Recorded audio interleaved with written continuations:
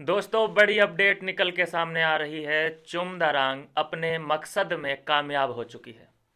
चुमदरांग ने जो स्टोरी लगाई थी कल ही कि हमारे खिलाफ तो जी रेसिज्म होता है, हमें तो जी मोमो चाउमीन और चाइनीज चिंकी चिंकी पों पों बोला जाता है, वो दाव उसका सही जगह बैठता नजर आ रहा है। अरुणाचल मिनिस्ट्री ने रिपोर्ट कर दिया है, एफआईआर कर दी है एलविश यादव के खिलाफ। और वही रेसिज्म वाला जो सीन है उसको दोहराते हुए बोला गया है कि ये सिर्फ जो रेसिज्म किया है चुमदरांग के साथ, ये सिर्फ चुमदरांग के साथ ही नहीं किया है, ये पूरे नॉर्थ ईस्ट के लिए किया गया है।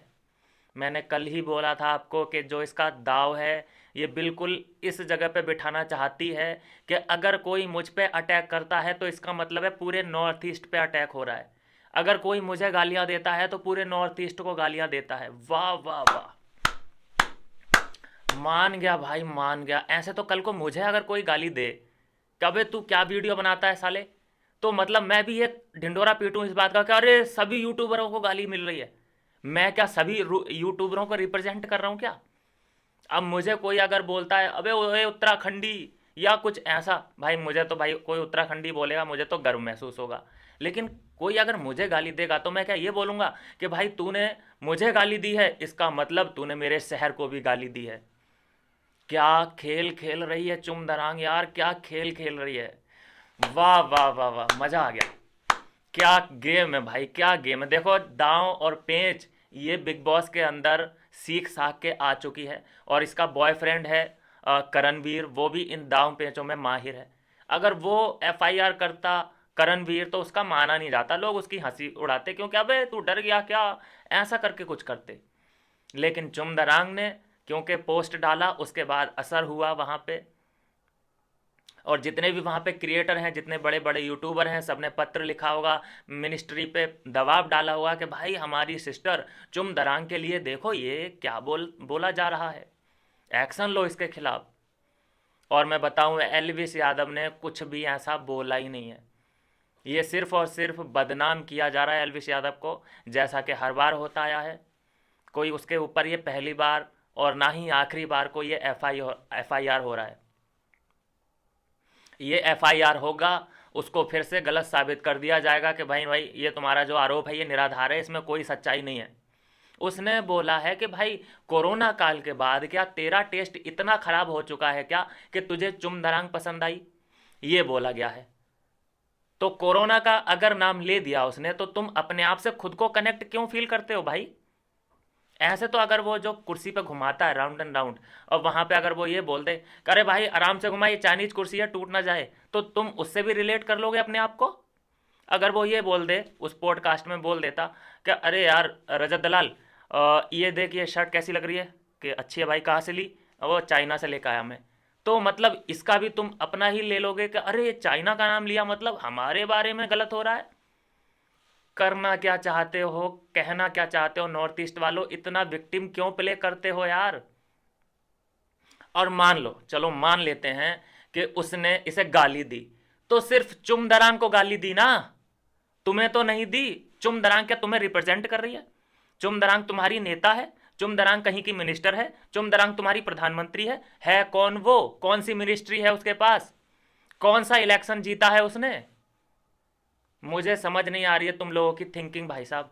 जिस तरह से तुम चुमदरांग का सपोर्ट कर रहे हो ना, और ऐसे ही अगर अविनाश अविनाश को इसने गाली दी थी, बेवजह गाली इसने दी थी, लड़ाई किसी और की चल रही थी, इसने साला बोला था, और साला जब उसने बोला तो तुमने उसे जस्टिफाई क्यों किया? साला गाली नहीं होती क्या? अभी मैं तुम लोग को गाली दूं, साले ओए साले इधर आ, ओए साले ये कर वो कर, कैसा लगेगा? क्या रह सकते हो कि अरे यार गाली तो है ये, लेकिन चलो अब गाली हमने तो ये बोल दिया है कि गाली नहीं, अब तो चलो सुनना पड़ेगा। ये तुम भी जानते हो कि साला एक गाली होती है, लेकिन क्योंकि तुम्हारे आदमी ने दी है वो गाली तो तुम उसे साइड कर रहे हो, कह रहे नहीं वो गाली नहीं होती। तुम्हारे अकॉर्डिंग तो अगर लड़का लड़की बाथरूम में जाते हैं तो भी कोई प्रॉब्लम नहीं है, क्योंकि तुम्हारी जो ये सिस्टर है चुमदरांग, ये बाथरूम के अंदर गई है तुम्हारे जीजा के साथ। ये किस तरीके का गेम प्ले किया जा रहा है मेरे समझ से परे है। एलविश यादव फिर से बेकसूर ही साबित होगा इस केस में भी, मुझे पता है। लेकिन जैसा कि एलविस यादव हर बार बोलता है कि मुझ पे कई आरोप लगते हैं और वो झूठे साबित होते हैं, लेकिन एक दाग तो लग जाता है कि भाई तेरे खिलाफ ही सारे जो रिपोर्ट एफआईआर होती हैं तेरे खिलाफ ही क्यों होती हैं? कौन सा ऐसा केस है जो कि साबित हो गया कि हाँ भाई ये तुझ पे साबित हो गया? अभी तक कोई केस साबित ही नहीं हुआ है। 50,000 एफआईआर हो चुकी होंगी उसके ऊपर, लेकिन कोई केस साबित नहीं हो पाया। और ये तो ऑन एयर था, ये तो ऑन रिकॉर्ड है, इसमें तो कोई सच्चाई है ही नहीं। फिर से मैं दोहरा देता हूं उसका जो बोला था उसने, जिसको तुम रेसिज्म बोल रहे हो। उसने बोला था कि अरे भाई रणवीर, वो सॉरी, अरे भाई करण, तेरा टेस्ट इतना खराब था क्या कि जो तुझे चुमदारांग पसंद आई कोरोना के बाद? अब कोरोना नाम जब लिया है उसने, तो क्या उसने कोरोना चुम को बोला है? तुमने खुद ही रिलेट कर लिया। कोई कोरोना बोले, कोई चाइनीज बोले, कोई चाइना खिलौना बोले, कुछ भी बोले, तुम अपने आप को वहां से रिलेट कर लेते हो। कोई मोमो बोले तो तुम अपने आप को रिलेट कर लेते हो। ये तुम्हारा प्रॉब्लम है और किसी का नहीं है। और तुम चिढ़ते क्यों हो? मुझे मुझे तो ये समझ नहीं आ रहा है। मोमो के नाम से, चाउमीन के नाम से, कौन सी मेंटेलिटी है भाई ये तुम लोगों की? और इतना विक्टिम, इतना विक्टिम, भाई ये पहली बार नहीं है कि जो तुम विक्टिम प्ले कर रहे हो। मैं लगभग 3-4 साल से देखता आ रहा हूं तुम्हें कि अगर कोई भी ऐसा किसी के साथ हो जाए, तुम्हारे नॉर्थ ईस्ट या कुछ भी, तो तुम एक आदमी को लेकर लगता है तुम्हें कि अरे भाई हम पे अटैक हो गया, हम पे। अरे सिर्फ एक पे ही हुआ होता है, और सिर्फ नॉर्थ ईस्ट में ही नहीं होता, हर राज्य में होता है। तमिलनाडु में चले जाओ तो वहाँ पे लोग काले काले से हैं, तो उनको कोई कलुआ बोल दे तो वो तो ऐसा ढिंढोरा नहीं पीटते। अरे हमारे देश में काले को कलुआ बोल दिया जाता है, जिसकी हाइट ज़्यादा है उसको लंबू बोल दिया जाता है, जिसकी हाइट कम है उसको ठिगना बोल दिया जाता है, जिसका एक पैर नहीं है उसको लंगड़ा बोल दिया जाता है, जिसकी एक आंख नहीं है उसको अंधा बोल दिया जाता है। तो वो क्या ढिंडोरा पीटे? वो क्या अपने राज्य को लेके आ जाए, अपने मिनिस्टरों को लेके आ जाए कि अरे भाई इस पे देखो रेसिज्म कर दिया इसने, मेरा ये अंगों का मजाक उड़ाया है? ओ भाई grow up man, grow up. तुम लोग बहुत बड़ा विक्टिम प्ले करते हो हर चीज में। तुमने वो अंदर जो उसने कांड किए वो सब जस्टिफाई कर दिए, तुमसे ये नहीं झेला गया। एक्चुअली झेला वेला कुछ नहीं, तुम्हें लाइमलाइट चाहिए, तुम्हें एक उच्च राज्य का दर्जा, ऐसा तुम्हें अपने आप को महसूस करवाना है। तुम स्पेशल हो क्या? हो तो भारत के जैसा और राज्यों में होता है, भारत के और राज्यों को जैसे ट्रीट किया जाता है, जैसे हम खुद भी ट्रीट होते हैं, वैसे ही तुम्हें ट्रीटमेंट मिल रहा है। लेकिन अगर तुम अपने आप को बिल्कुल अलग समझते हो कि हम तो जो भारत के राज्य हैं उनसे उच्च जाति के हैं, हमारा स्टैंडर्ड, हम सब लोगों से तुम्हारा स्टैंडर्ड बहुत हाई है, तो भाई तुम, फिर क्या बोलूँ मैं इसके आगे? तुम इस ग्रह के ही नहीं हो फिर तो भाई। हालांकि ये सब बातें गलत हैं कि किसी लंगड़े को तुम लंगड़ा मत बोलो, अच्छी बात नहीं होती। किसी को अंधे को अंधा मत बोलो, अच्छी बात नहीं होती।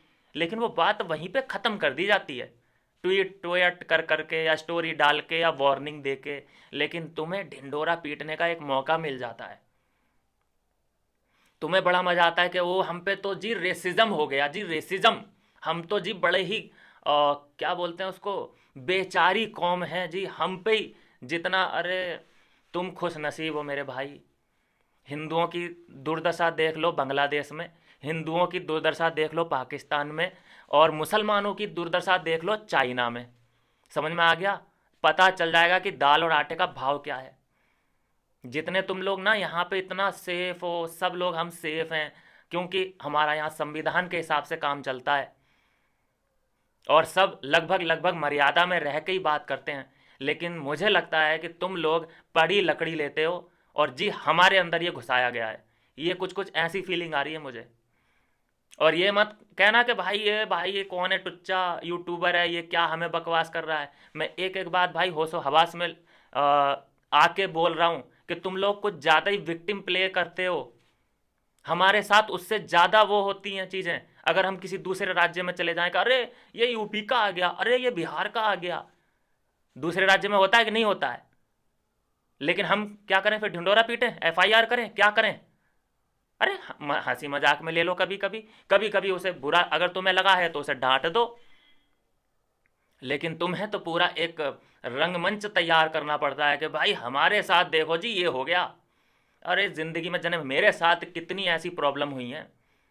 तो मैंने कहीं ऐसा नहीं कहा कि मैं तो जी उस राज्य से आया हूँ, उस शहर से आया हूँ, तुमने मुझे अगर गाली दी है तो मतलब तुमने मेरे शहर को भी गाली दी है। कोई ऐसा विक्टिम कोई प्ले नहीं कर पाता है भाई। तुम लोगों के लिए स्पेशल, तुम लोगों के लिए भाई स्पेशल है। फिर तो तालियां बनती हैं तुम लोग के लिए, सैल्यूट बनता है भाई तुम लोग के लिए। और जबकि मैं गारंटी बोलता हूँ, गारंटी से बोलता हूँ कि एलविस यादव इस पूरे केस में बिल्कुल निर्दोष साबित हो जाएगा। और उसके बाद मैं आपका रिप्लाई जानना चाहूँगा चुमदरांग, मैं आपका रिप्लाई का इंतज़ार करूँगा। उस दिन मैं ज़रूर वीडियो बनाऊँगा।